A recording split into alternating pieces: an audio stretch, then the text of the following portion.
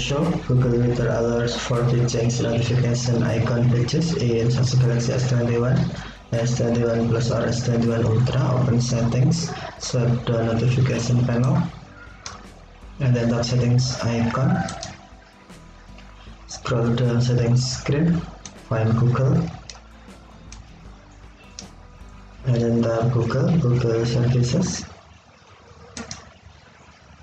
Scroll down screen, and then tap settings for Google Apps.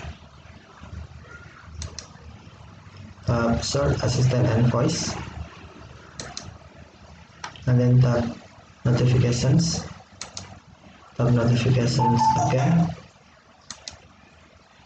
Scroll down screen, and then tap weather alerts for Google for big change. If you cannot find weather alerts for big change menu, you must turn on Google notifications. If Google notification is off, tap the notification switch until blue to turn on, and then find weather alerts for big change and tap it,